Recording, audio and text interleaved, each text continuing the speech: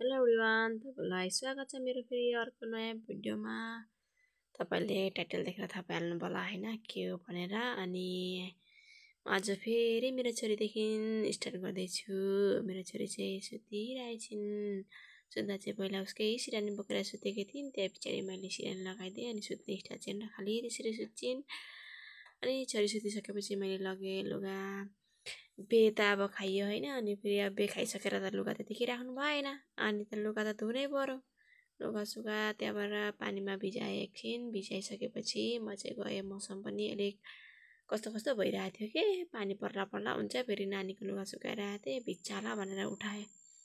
उठाइसकेपछि गएँ गल्लीमा, अनि काम त्यतिकै थियो। गल्लीको काम बराल कुराल गरेँ, गोबर सोबर सोरेँ। गोबर सोबर सरिसकेपछि अनि म चाहिँ चाहिँ लिप्नु पर्यो भनेर पुरा पानी आएर घर चाहिँ हेर्न सक्ने भएको थियो कि, त्यही भएर नि चटक्कै गली सली बरालले चाहिँ नि के पारेँ, त्यसैले माटो भिजाइरहेको थिएँ। त्यहाँबाट अनि लिपिसकेँ, सानी सुतिर आएको थिइन्, लिपिसकेपछि अनि छोरी उठिन् कि भनेर गुजु गुजु गरेर जस्तो लाग्यो। मेरो छोरी उठिन् कि भनेर यसो हेरेको त छोरी त उठेर पनि खेलिरहेको थिइन्। मलाई देखेर त कराउन थालिहालिन्।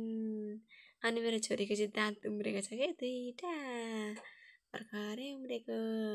अनि फेरि आयो एउटा ट्विस्ट। अब बेको निम्तो आयो। बे खाँदा खाँदा नि दिन हराम भइसकिसक्यो नि। बे चाहिँ फेरि हाम्रो दिदीको छोराको बिहे। त्यहाँबाट फाइनली अनि लुगासुगा पनि धोइसकेँ। त्यहाँबाट फेरि मौसमले चाहिँ मलाई फेरि धोका दिनु खोज्यो।